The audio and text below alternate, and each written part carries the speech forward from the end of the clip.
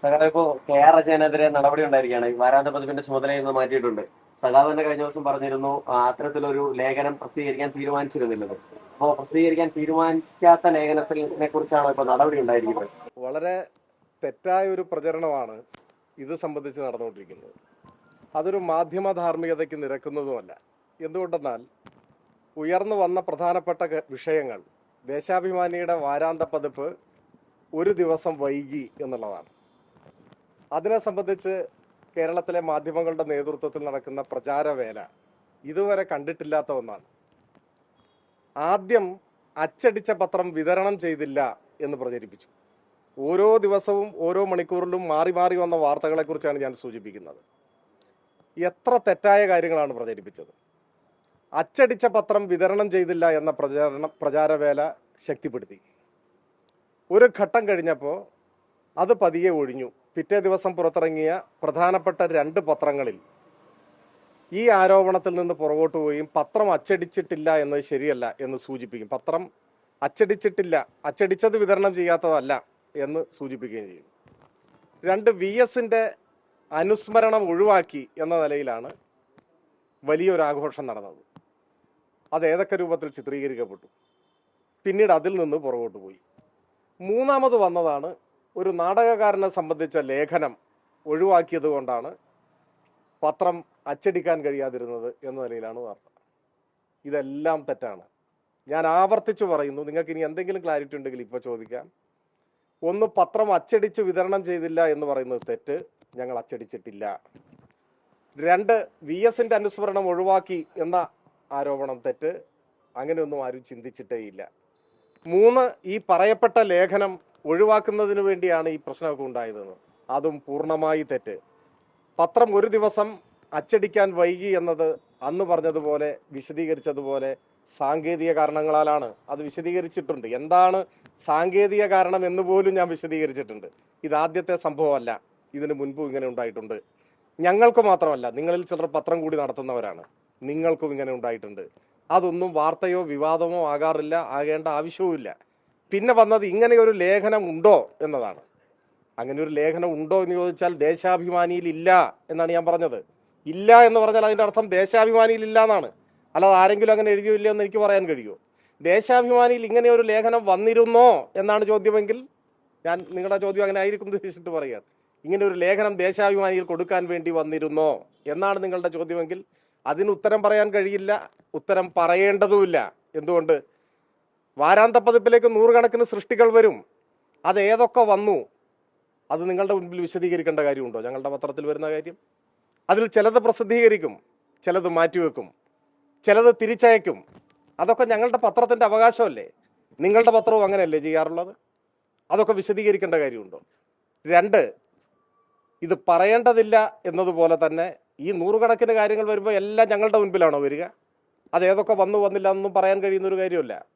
ഇനി ഓരോ മാധ്യമങ്ങളുടെയും ഡെസ്കിൽ നടക്കുന്ന കാര്യങ്ങൾ ഇങ്ങനെ വിവാദമാകാറുണ്ടോ? നിങ്ങളുടെ ഡെസ്കിൽ എന്തൊക്കെ നടക്കാറുണ്ട്? എല്ലാ വാർത്തകളും നിങ്ങൾ കൊടുക്കുകയാണോ ചെയ്യുന്നത്? ചില വാർത്തകൾ മാറ്റിവെക്കാറില്ലേ? ചിലത് കൊടുക്കേണ്ടതില്ല എന്ന് തീരുമാനിക്കാറില്ലേ? അത്തരം കാര്യങ്ങളെ ചൊല്ലി നിങ്ങളുടെ ഡെസ്കിൽ തർക്കങ്ങൾ ഉണ്ടായിട്ടില്ലേ? രൂക്ഷമായ തർക്കങ്ങൾ. ആ തർക്കങ്ങൾ സംഘർഷങ്ങളായിട്ടില്ലേ? അതിനെ തുടർന്ന് ചിലർ രാജിവെച്ച് പോയിട്ടില്ലേ? നടപടികളിലേക്ക് വന്നിട്ടില്ലേ? ഇതൊക്കെ ഞങ്ങൾക്കും കിട്ടുന്ന കാര്യമല്ലേ? ഞങ്ങൾ എന്തുകൊണ്ടാണ് അത് വാർത്തയാക്കാത്തത്? അതൊരു മാധ്യമത്തിനകത്ത് നടക്കുന്ന, ഡെസ്കിനകത്ത് നടക്കുന്ന സ്വാഭാവികമായ ദൈനംദിന പ്രവർത്തനത്തിൻ്റെ ഭാഗമാണ്. ഏത് മാധ്യമത്തിനും അതിന് അവകാശമുണ്ട്. ദേശാഭിമാനി എന്ത് കൊടുക്കണമെന്നും എന്ത് കൊടുക്കണമെന്നും നിങ്ങളല്ല തീരുമാനിക്കുന്നത്. അതിന് ഞങ്ങൾക്കൊരു സംവിധാനമുണ്ട്. ഞങ്ങൾ തീരുമാനിക്കും. പറയട്ടെ, ഞങ്ങൾ തീരുമാനിക്കും. അതുകൊണ്ട് ഞാൻ ആവർത്തിക്കുന്നു, ഇത് സംബന്ധിച്ചൊരു നാടകകാരനെ സംബന്ധിച്ച ലേഖനം ഞങ്ങളുടെ മുൻപിലുള്ള വിഷയമേ അല്ല. സാധാരണ ദേശാഭിമാനിയുടെ വാരാന്ത്യ പതിപ്പ് ഇറങ്ങുമ്പോൾ ആദ്യ പേജിൽ പ്രത്യേകമായി നിശ്ചയിക്കപ്പെട്ട ഒരു സ്റ്റോറി ഉണ്ടാവും. ബാക്കി മറ്റ് സ്ഥിരം പങ്ക്തികളും മറ്റു കാര്യങ്ങളുമാണ് ഉണ്ടാവുക. എന്നാൽ VS-ന്റെ ചരമദിനത്തിന് മുൻപായി ഇറങ്ങുന്ന ദേശാഭിമാനിയുടെ വാരാന്ത്യ പതിപ്പിൽ VS-ന്റെ സംബന്ധിച്ചിട്ടുള്ള അനുസ്മരണം തന്നെ ആയിരിക്കണം മുഖ്യ ഇനമെന്ന് തീരുമാനിച്ചിരുന്നു. അതനുസരിച്ച് ആദ്യ പേജ് അങ്ങനെ തന്നെ തയ്യാറാക്കി.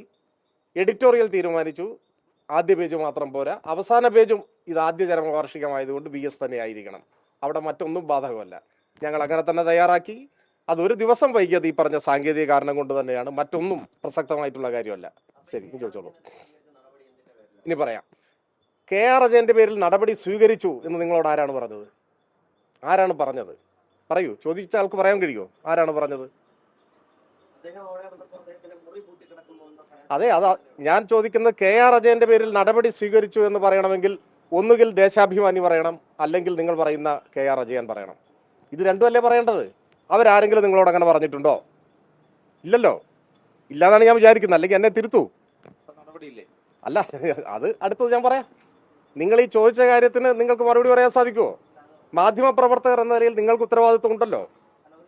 നമ്മളെല്ലാം മാധ്യമപ്രവർത്തകരാണല്ലോ അർത്ഥത്തിൽ. പറയട്ടെ.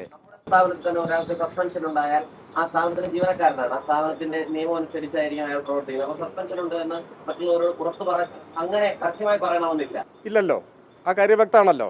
അപ്പോ ദേശാഭിമാനിയോ നിങ്ങൾ നടപടിക്ക് വിധേയനായി എന്ന് പറയുന്ന ആളോ ആ കാര്യത്തെ സംബന്ധിച്ച് പറഞ്ഞിട്ടില്ല. അപ്പോൾ നിങ്ങൾ ആരോപിക്കുകയാണ്, നിങ്ങളൊരു വാർത്ത ചെയ്യുകയാണ്. ഞാൻ ചോദിക്കട്ടെ, ദേശാഭിമാനിക്കകത്ത് ഞങ്ങളുടെ ദൈനംദിന പ്രവർത്തനത്തിന്റെ ഭാഗമായി ഏതെങ്കിലും ഒരു ജീവനക്കാരൻ്റെ പേരിൽ നടപടി സ്വീകരിക്കുന്നുണ്ടെങ്കിൽ അതിൽ മറ്റു മാധ്യമങ്ങൾക്ക് എന്താ കാര്യം? അങ്ങനെ ഒരു നടപടി ഇപ്പോൾ സ്വീകരിച്ചിട്ടില്ല. ഞാൻ ആ ചോദ്യത്തിന് മറുപടി കൂടി അവസാനിപ്പിക്കുന്നു. പക്ഷെ ഞാൻ പറയുന്നത്, അങ്ങനെ ഒരു നടപടിയിലേക്ക് ഒരു സ്ഥാപനം പോകുമ്പോൾ നിങ്ങളുടെ എത്ര പേരുടെ പേരിൽ നടപടി വന്നിട്ടുണ്ട് നിങ്ങളുടെ സ്ഥാപനങ്ങളിൽ? അതെന്താണ് നിങ്ങൾ വാർത്തയാക്കാത്തത്? ഏതൊക്കെ നടപടികൾ വന്നിട്ടുണ്ട്? ഞാൻ നേരത്തെ സൂചിപ്പിച്ചതുപോലെ നാടകീയമായ സംഭവങ്ങൾ ഉണ്ടായിട്ടില്ലേ? എന്നെ കൊണ്ട് പറയിക്കണോ ഓരോ സംഭവം?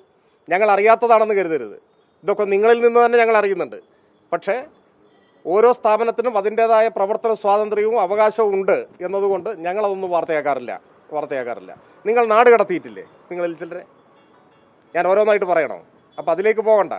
ഞാൻ പറയുന്നത്, ഞങ്ങളുടെ സ്ഥാപനത്തിൻ്റെ സ്വാഭാവികമായ പ്രവർത്തനത്തിൻ്റെ ഭാഗമായി, അതിൻ്റെ ദൈനംദിന പ്രവർത്തനത്തിൻ്റെ ഭാഗമായി സ്ഥാപനത്തിൻ്റെ അച്ചടക്കം സംബന്ധിച്ച് ഓരോ ജീവനക്കാരൻ്റെയും ഉത്തരവാദിത്വം സംബന്ധിച്ചൊക്കെ നടപടിയെടുക്കേണ്ട സാഹചര്യം ഉണ്ടായാൽ വ്യവസ്ഥാപിതമായി നടപടിയെടുക്കും. അങ്ങനെ സാഹചര്യമില്ലെങ്കിൽ നടപടിയെടുക്കുകയുമില്ല. ഇപ്പോൾ മറ്റു മാധ്യമങ്ങളോട് പങ്കുവെക്കാൻ അത്തരത്തിലൊരു വാർത്തയുമില്ല.